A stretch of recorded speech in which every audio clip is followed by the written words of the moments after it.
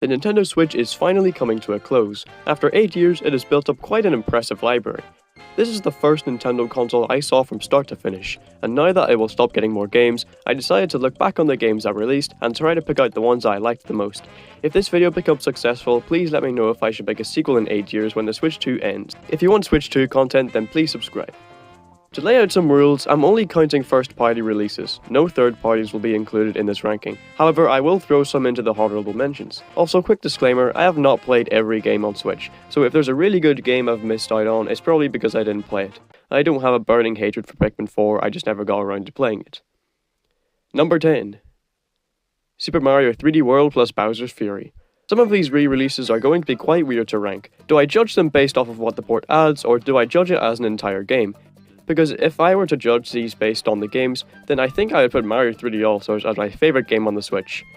But why would I do that? So I decided to base these mostly off of what is added to these games to either make the experience of playing them better or worse. Mario 3D World is a game that I've honestly never cared much for. I've gotten close to beating it and then I kinda just forgot to. The things added to this version of the game, however, are quite nice.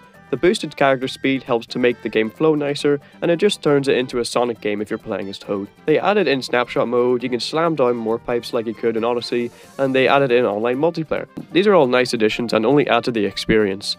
And this is all on top of the new game they added, Bowser's Fury. I know this is kind of a hot take, but I think this game's overrated. It's still a pretty great game, but it has little to no story, takes like 3 hours to beat, and kind of lacks in the innovation that most other 3D Marios have. Sure, it's a new style of 3D Mario, and the style they'll probably pursue in the next game, but I feel as if it lacks meat on its bones. It honestly feels like a tech demo, the blueprints for what the next 3D Mario could be. Overall, this game is quite a good deal. You get 2 games in one, a buffet of new features, and online multiplayer.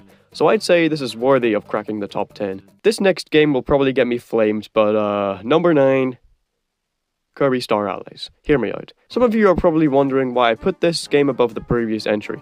People consider this to be one of the weakest Kirby games due to how basic and easy it is. I do think the campaign could have had a boost in difficulty as the levels progress, but difficulty isn't what I play Kirby games for. I play them because they're fun.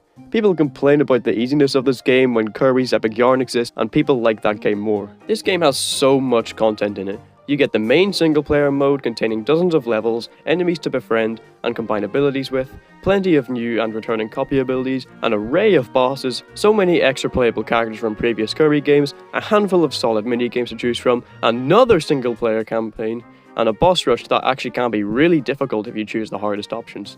I know that most of this stuff was added in updates, but at the end of the day, that all adds to the value you get from the game. You could easily squeeze like 30 to 40 hours out of this yoke. I do think there are Kirby games better than this, but I think this can make for a fun time. Number 8. Super Mario Maker 2. This is yet another game that gives you bang for your buck. You get millions upon millions of levels to play, even if most of them are tainted with a demonic demeanor. But that's still good, right? Even then, you get the level editor, which works very well, is easy to use, yet has so much depth. This is how you make a level editor. Simple UI, engaging assets, and still contains deep mechanics. Lots of stuff was added into this game, like a mad lad, slopes, new items, new enemies, and a world editor. Honestly, I don't think there's much more that needs to be said about this game, you already know that it's pretty amazing. Number 7. Mario Kart 8 Deluxe. I have felt pretty conflicted on where to put this game. The base game hasn't been changed all too much aside from adding a couple extra characters, improving the battle mode, and making all DLC free. What really sells this port is the Booster Course Pass, adding 48 new tracks, some new characters, and some quality of life features. This is all excellent stuff and only adds to the experience.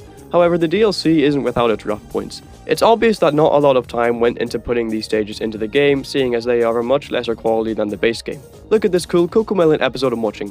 Oh wait, no, that's just Toad Circuit. Anti-gravity is almost completely absent from this DLC, and when it is utilised, it's either not really needed or in a 45-degree angle. No going upside down, twisting paths, or anything like that. Aside from that, these are still fun stages to play on. Plenty of fan favourites were added, which is pretty cool. All of this adds up to create the biggest Mario Kart, heck even racing game of all time. Number 6. Super Mario Bros. Wonder.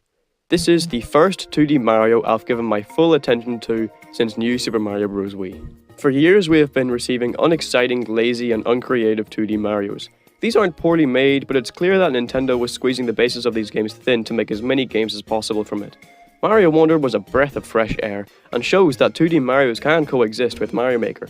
How? by making that 2D game as weird as possible. The Wonder Flower is a genius idea that's executed very well. Changing up levels and giving them exclusive gimmicks is an excellent concept, and it leads to some interesting designs for stages. The new items, while small in quantity, are very well designed. Instead of shaking a remote and being able to fly, you now need to blow bubbles to jump on to gain extra height. Now that is what I call good game design. Elephant Mario is also quite cool, although I've never really cared for Drill Mario. One of my favourite aspects of this game is how it's animated. Mario's movements is exactly how I would picture a 2D Mario to be animated. With all that being said, this game isn't without its downfalls. Some of the missions aren't very fun and feel like something out of Mario Maker. Find a hidden block, find the correct pipe, find this obscure out-of-the-way location. The bosses in this game are also pathetic. You just fight Bowser Jr. 5 times, and they don't really change up enough to feel distinct. Not even the final boss interested me. Mario Wonder is a great game, but with little extra difficulty and better bosses, it could be really amazing. Number 5. Kirby and the Forgotten Land. My, this is a great 3D platformer. Much better than Bowser's Fury. With this being the first 3D Kirby ever, you'd expect the theming to be more generic, but this game makes it feel as if Kirby has always been 3D. This could be because the controls are the same as 2D Kirby, but they added the ability to go up and down. But I'm still glad they didn't make this a generic Kirby game. Honestly, I don't really think I have many problems with this game. I guess the difficulty could be improved, but you can say that for every Kirby game. They're not really meant to be difficult, they're just meant to be fun. This game is oozing with charm. The mouthful mode is really funny and are quite fun to control most of the time. The copy abilities are quite expansive this time, seeing as you can upgrade them into new abilities, with each upgrade feeling like its own ability. The Waddle Dee Town is a great hub world. I actually used to have a Minecraft world and I replaced a village with a recreation of this hub, but I've lost the world since then. In the town, you can fish, play minigames, and gamble. The bosses are quite creative too. Wispy Woods has finally evolved and the other fights are really cool. This is definitely my favourite Kirby game ever made, and I'm excited to see where this formula will go next. So for number 4, I'm going to rank 2 games together since they're quite similar. Splatoon 2 and 3. Putting these two separately would mean less space to put other games on. Yous get more content, so you shouldn't be complaining. Splatoon 2 is a pretty great package. Its multiplayer is overshadowed by Splatoon 3 today, but it was a fun time while it lasted. The stages and specials were pretty solid, and some of the weapons were great. The hub world isn't as interesting as the others, but it gets the job done. This was also the game to introduce Salmon Run, although I didn't play it as much in this game. The story mode is okay, but it isn't anything groundbreaking. The main reason to play this game today is the Octo expansion, featuring playable Octolings, a deep story, a great soundtrack, and very well designed missions that are pretty challenging. I still think this is the best single player mode to come from a Splatoon game. Splatoon 3 is definitely an improvement, however. I'd argue the best addition to this game is the squid roll. It goes a long way to making matches much more fast paced than they were in 2. The new specials introduced are also fantastic: Crab Tank, Tacticooler, Zipcaster, and my beloved Reef Slider. The salmon run in this game is so much better.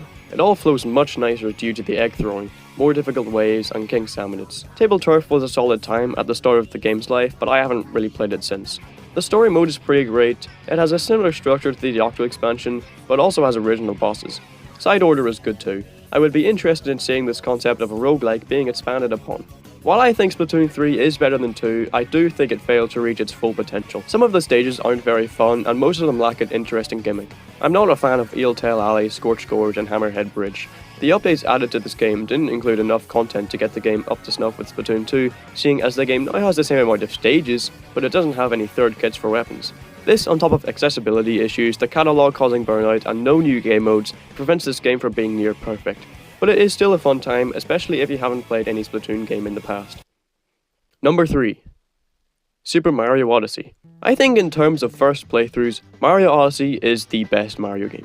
Exploring all of these kingdoms, completing hundreds of missions, and finding new things to capture is something you will definitely miss experiencing for the first time. The controls of this game are pretty much perfect. Cappy is a brilliant addition to Mario's moveset and opens the doors to so many new possibilities. The areas you explore are quite massive this time around and encourage exploration. The Metro, Sand, Wooded, and Mushroom Kingdoms are really fun to traverse and collect moons in.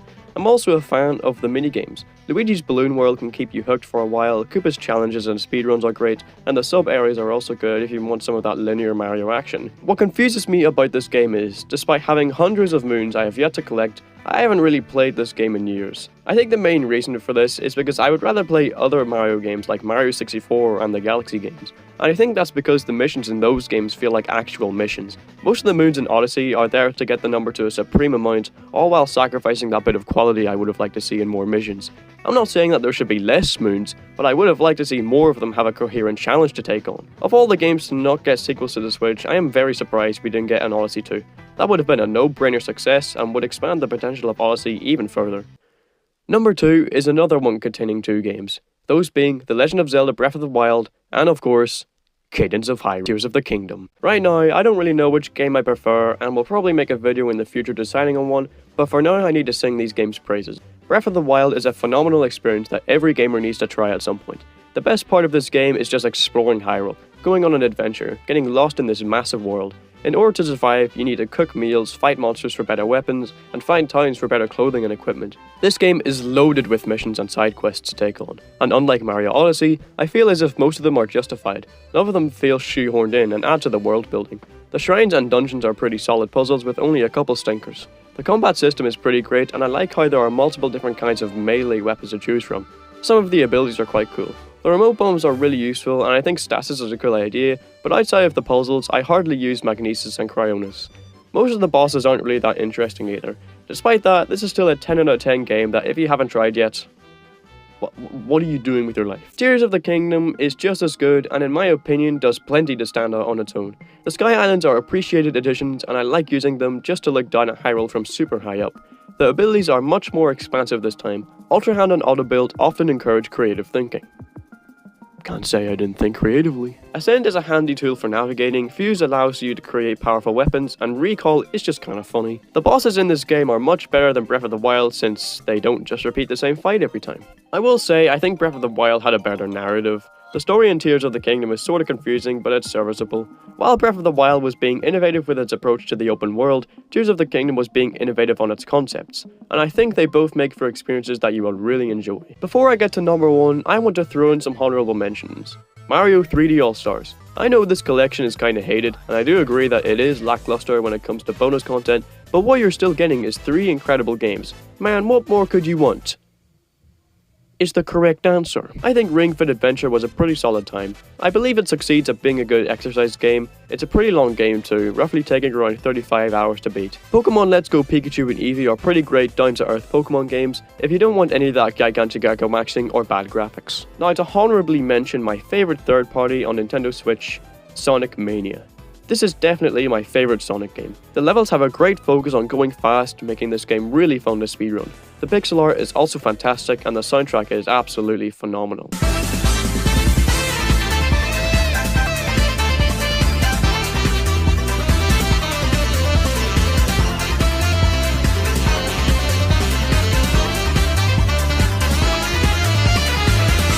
I would have said my favourite third party is Angry Birds Trilogy, but we never got that unfortunately. And now for my favourite game that released on Nintendo Switch. Super Smash Bros. Ultimate. This is a perfect combination of everything I love about Smash Bros. The gameplay is really tight and fast-paced without feeling like overkill. It seems as if they have truly perfected the controls of this series. The graphics are truly outstanding. It isn't too gritty and dirty like Brawl, it isn't too colourful or saturated like Smash 4, it's brilliant. I'm also just stunned by how many songs are in this game. 1068 tracks to listen to, I'm gonna be here for a while. There are also a grand total of 103 stages to pick from, and 1528 spirits to collect. This game is absolutely stuffed to the brim with content. And of course, the character roster is phenomenal. We have every single character from past Smash games return, even the more unorthodox ones like Young Link, Pokemon Trainer, and Pichu. The additions to the roster absolutely sent the internet for years. Inklings, King K. Rool, Simon and Richter, Ridley. And of course, the DLC characters may just make Smash Ultimate the game that has built the most hype out of any game ever. We got Joker from Persona, Banjo-Kazooie makes a grand return from the dead, we even got Sora from Kingdom Hearts. I am still shocked that Disney gave in and let him into this game. And you simply cannot forget that Steve from Minecraft was added. This reveal alone send the internet through a tornado, especially me. There are so many other modes to pick from. You got Classic Mode, Home Run Contest, Stage Builder, World of Light, and so much more. The online is pretty great, and I personally haven't had many issues with it. Even the Mii costumes were exciting in this game. We got Cuphead, Doomslayer, Vault Boy from Fallout, flippin' Sans from Undertale is in Smash Bros. What else do you want me to say? What else do you want me to say? This is without a doubt the greatest crossover in video game history. It may not be the biggest, but it is definitely the one that the internet and video game industry will never forget. This is one of my favorite video games of all time, and my most played game on the Switch, being the only one to crack over 1,000 hours. And those are my top 10 picks for my best Switch games.